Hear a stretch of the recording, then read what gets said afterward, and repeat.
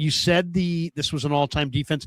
I don't know that it's an all-time defense like you believe it is, but it clearly I think schematically they are overpowering right now, and they create a massive obstacle. So give me your takeaway from Super Bowl Sunday. Yeah, that's the best defense we've seen in the NFL in 15 years. And there are going to be a lot of teams that come out because we all know the Super Bowl is sort of the first scouting point of every season. Everyone watches it. Everyone tries to think, what's the winner doing? How should we do that? And the Niners obviously saw that firsthand when every team came out the next year and copied Kansas City's game plan against them in 24 with press man-to-man on Deebo Samuel and such.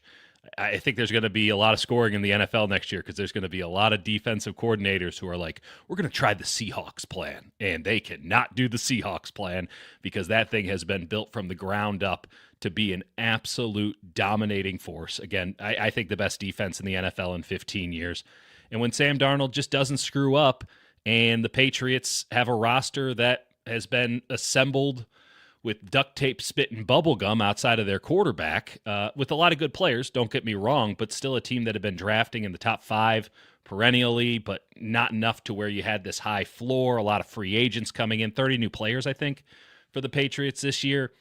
It was a pretty easy exercise for me, especially having watched the Patriots film and how they couldn't protect on the left side. And we watched the 49ers, who we can disagree about their overall quality, but I certainly thought they had something to them. They won a playoff game for whatever that's worth against the Philadelphia Eagles, and we saw how that was they got their asses kicked. They absolutely got their asses kicked in those games, and I just didn't see a way in which the New England Patriots didn't follow the same fate because I kind of liked the Niners personnel a lot better than I liked the Patriots personnel going into that game. A credit to Mac Hollins for scoring a touchdown, but Mac Hollins as your number 2 receiver doesn't scare me, and it didn't scare Seattle either. It was a pretty boring game to watch, but a nice validation for me because I have been on the Seahawks bandwagon in a way all season. I just thought that something really special was happening there. The second half of last year, I loved all of their offseason moves in their draft. And I thought Darnold was an upgrade over Geno Smith. That's indisputable now.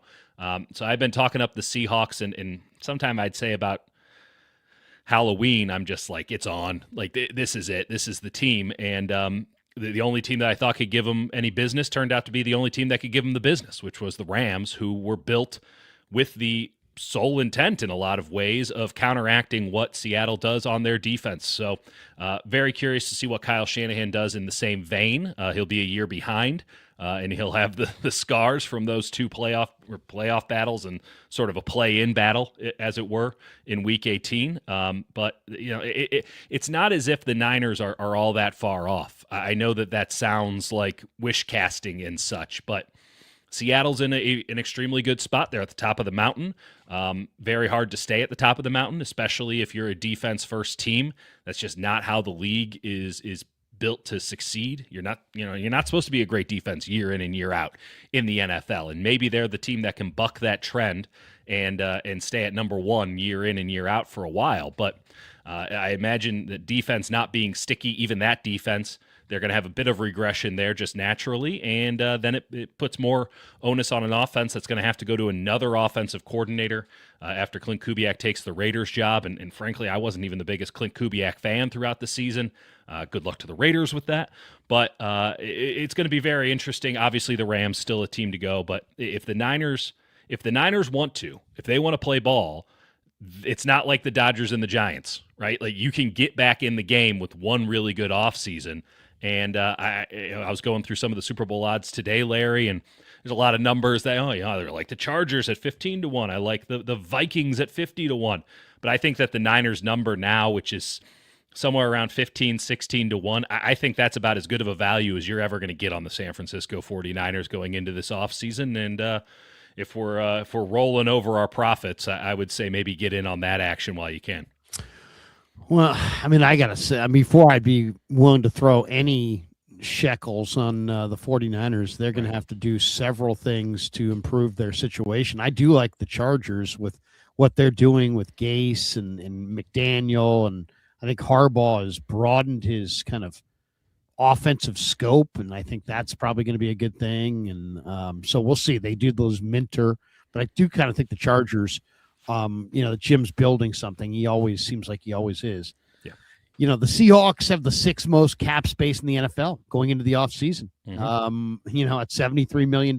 So John Schneider is going to be able to retain a lot of the guys that he wants to retain. Mhm. Now, the question is, what do the Niners do to keep up? And what would Eddie D do? Well, we got this before. We don't have to wonder what Eddie D would do. We kind of know when the Niners were, in the early 90s, 92 and 93, losing to the Dallas Cowboys. Mhm. What did Eddie do? They went out in free agency and they took Ken Norton away from the Cowboys, Mhm. Among other people. But that was the one they took away from the Cowboys.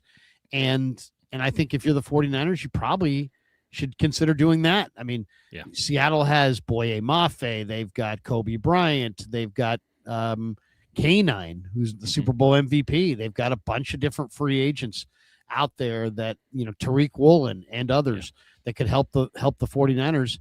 Maybe you start there and pick off one of their guys. Maybe you go dip into their front office for their assistant GM Kirshner. There's an idea. Who's been considered for a number of GM jobs over the last number of years, and he's considered to be John Schneider's right-hand man. So I don't know what the answer is, but the 49ers clearly have to. They've got some. Seattle has a couple things that are real obvious. Mhm. One is, and Shanahan said it in the pregame show. He's like, look, it's not complicated. They sit in that 2 deep safety look. They take away. They just basically just put those guys out there, and they're just like, don't try us. Yep.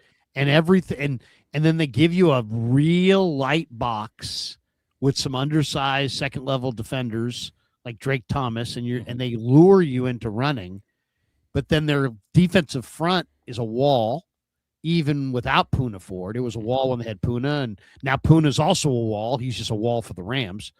And so they build that wall in the front.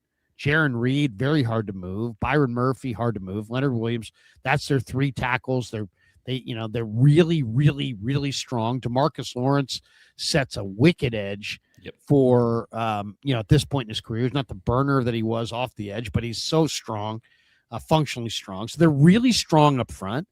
And then they don't really have a burner edge. They're more like strength off the edge. Mm-hmm. But then they've got all this second level speed, and they just close all that space down on you. So Shanahan made the point. He's like, look, they're going to sit in that 2 shell, and if you don't run them out of it, there's really only way you're going to beat that otherwise is a dynamic quarterback with crazy great arm strength, a dynamic quarterback with crazy unbelievable foot speed, a wide receiver that can hit a seam and just go, just like dominating wide receiver, or you're going to have to, get some big boys up front and pound the run and stick with it. Yeah. I'll ask you this. Why do you think the Rams were a challenge outside of Stafford being Stafford? Because the Rams, Blake Corum ran for 6 yards a carry. The Rams, as a team in the NFC Championship game, ran for over 5 yards a carry. They were running the ball well against Seattle. They didn't stick with it, but nobody else. I mean, Seattle was #1 team in the NFL this year against the run, I believe. Because if you can get to the edge, you can run on them because of the light box. Because, yes, the interior with the 3 tackles and a very strong edge, be it Hall or Lawrence or whomever, is going to, set that line.